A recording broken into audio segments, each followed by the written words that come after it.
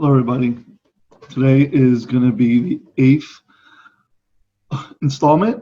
This one is going to, I assume, it's going to be kind of lengthy. I haven't seen the future yet, but my plan is this one will be kind of lengthy. So therefore, I'm going to most likely break this down into different segments within the eighth episode. First, I'm going to talk about is the idea of insight. And there are 3 levels of insight. And then I'm going to talk about this kind of idea of needing insight, as well as another idea of this whole idea of change being a constant, which negative. I don't buy into that. I think it's an unchecked tenet. I don't believe that. Anyway, we'll get into that. But first, talking about the insight, and I believe that there are 3 levels of insight. When you hear it, it's pretty straightforward, nothing fancy.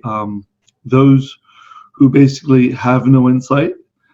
So I refer to the group as those are the people that are screwed and they don't even realize it. And in a sense, this is kind of where the notion of ignorance is bliss. It kind of very much applies to this level of insight, is that they have no insight and they repeat what they do. And for the most part, it brings them no inconvenience. It's cognitive dissonance. Doesn't really come on their radar. So they're kind of screwed and they don't even realize it. Then there are the second, which is those that have insight, but they don't do anything productive or implement anything with it. They just vent and they vent and they vent about what they know. But that does not lead to change.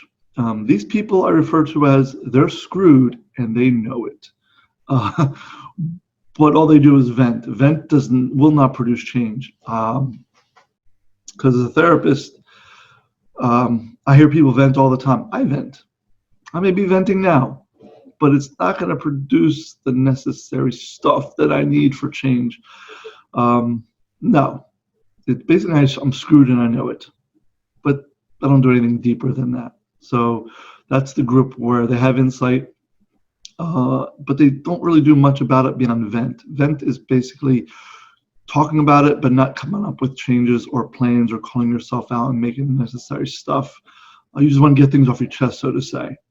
And you go back to your pattern, your routines, familiarity. These words probably sound familiar if you ever watched any of my previous stuff.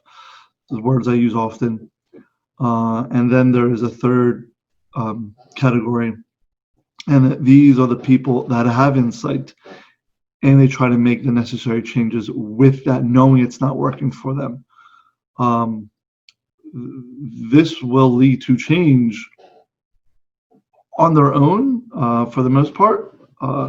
It's that self-actualizing tendency that Rogers talks about. It's a Rogerian concept that I definitely feel is accurate. It's not all-encompassing approach for me, but I do believe that for those who have insight and they try to do something with that information as a feedback system, they go back to the drawing board, so to say.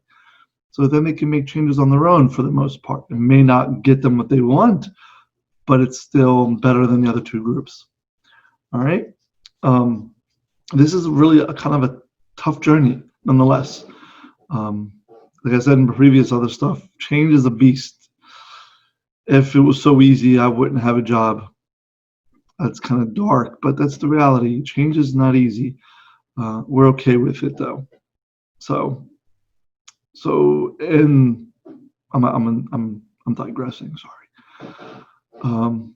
So that is that segment of things.